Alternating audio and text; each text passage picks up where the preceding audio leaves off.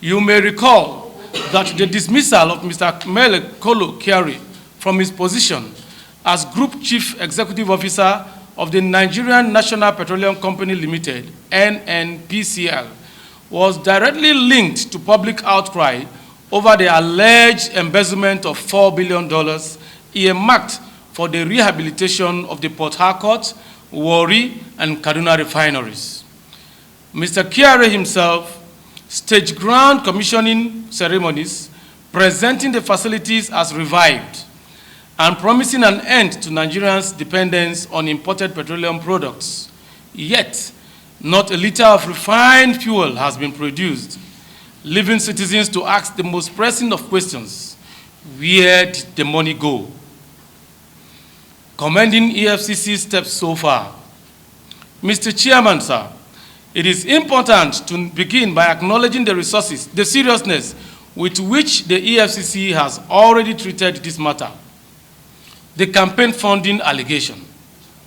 Our coalition's findings also bring to light a deeply troubling allegation that $1 billion from the refinery funds was allegedly diverted to finance the 2023 campaign of the All Progressive Congress, APC.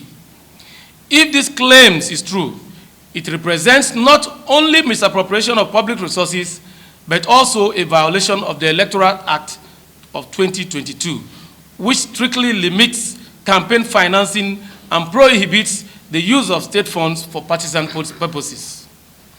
The implication of this allegation is stark. If $1 billion went into campaign activities, then Nigerians must be told what became of the remaining $3 billion. Who authorized such disbursements?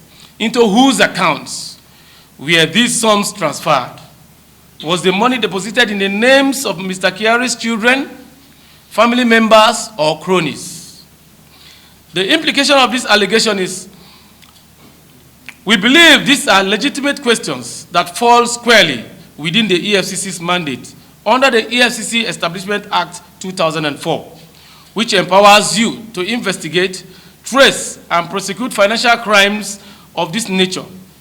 There are also questions that Nigerians, as owners of the resources in question, deserve to have answered. Our respectful demands. In light of the foregoing, sir, and in keeping with our narrow focus on the refinery rehabilitation funds, the CNTJ makes the following respectful but firm demands. 1, release an interim report.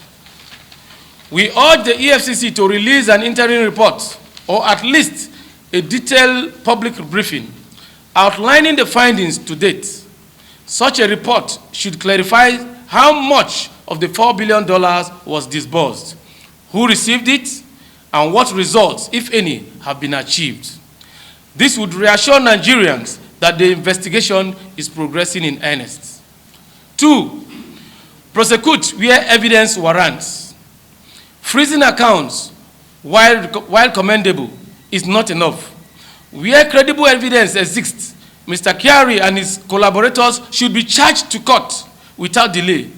Nigerians have seen similar cases proceed to prosecution. They expect the same in this matter. 3, trace and recover assets. Particular attention should be given to tracing the alleged $1 billion campaign donation and the other $3 billion in question. If funds have been laundered through relatives, cronies, or shell companies, they must be recovered under the Proceeds of Crime Recovery and Management Act 2022 and transparently redirected into the national budget. A defining moment for EFCC. Mr. Chairman, sir, the investigation into the refinery funds is more than an inquiry into one man's actions. It is a test case for Nigerians' fight against corruption. Nigerians are watching closely to see whether the EFCC can pierce the veil of political connections and hold even the most powerful to account. By releasing an interim report, you will be sending a clear message that under your leadership, the EFCC will treat no one as a sacred cow, that the rule of law applies equally to all, and that Nigerians Nigeria's public institutions are capable of self-correction.